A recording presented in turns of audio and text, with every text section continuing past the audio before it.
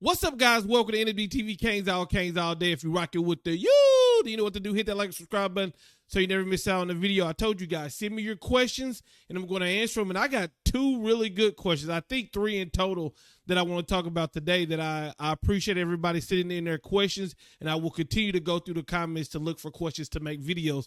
So let's dive into it. The first question is this. It comes from Cool CJ135. How do you feel about Coach G using his linemen to cover running backs and playing quarterback spy?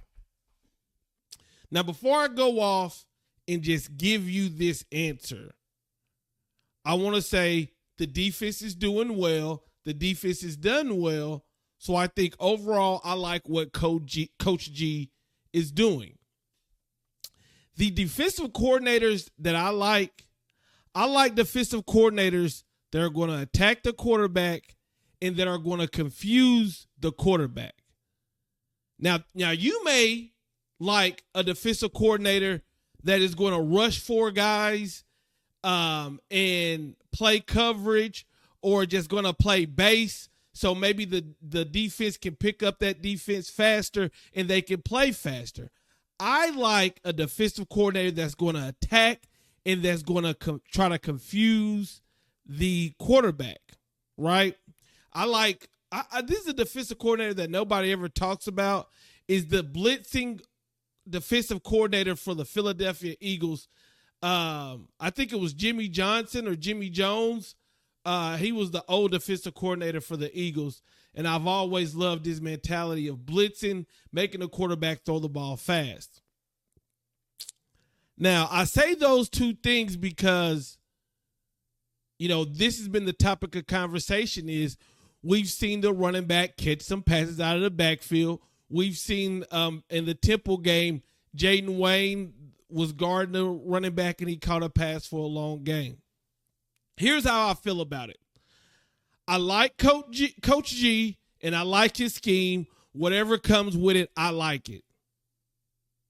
So if from time to time I'll see Harvey in the red zone guarding a wheel route and knocking it down, or Jaden Wayne guarding an angle route or guarding a wheel route and he gives it up, I like Coach G and I like his scheme to this point, so I like it.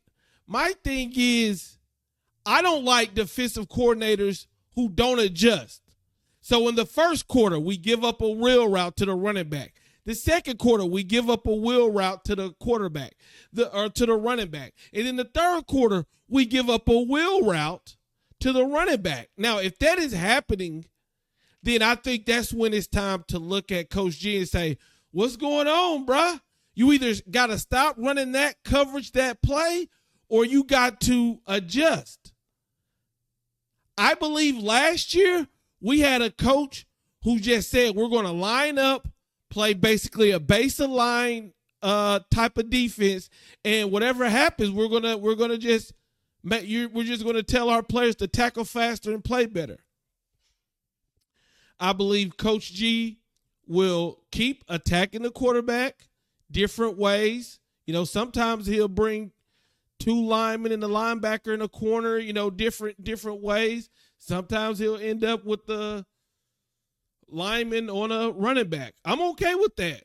But I want to see adjustments happening. I want to see corrections happening because, to be honest, the college game is built for the offensive side of the ball. There's only so much you can do to keep up with the speed. So you're going to give up something in some way, shape, or fashion. So if we see the running back getting a lot of catches, then we put a safety on the running back, and the next thing you know, we got a tight end that's making plays. We're going to say, what's going on with that? We run man and we're getting beat. We're going to say, what's wrong with that? Then we go into a soft zone and they're catching short passes. We're going to say we're not going to play aggressive enough. So there's going to be scrutiny when it comes to a defensive coordinator, either way you look at it. But I like what Coach G has done through the first 4 games. I hope he continues to adjust. And that's my biggest thing when it comes with a coordinator. If you get beat a certain way, do you die on a hill and just say it's my philosophy, or do you make in-game adjustments, and I think he will be tested against some of these better quarterbacks we're coming up with. And we'll see how it turns out. So to answer the question, I don't have a problem with it. That's his scheme. That's what he likes to do. As of right now, we've given up a couple plays to it, but it's nothing to where I can say scrap doing that. Let me know what you guys think in the comments. I got a couple more questions. The next question. Do you think playing Texas A&M helped us prepare for the matchup against Florida State wide receivers? I do not. When I look at Texas A&M in our game, I felt like the quarterback was getting the ball out fast, so we really didn't get tested vertically, right? We did not get tested vertically. The Texas A&M quarterback, when they were down in garbage time, he started heaving that bitch up, and they started catching a couple passes.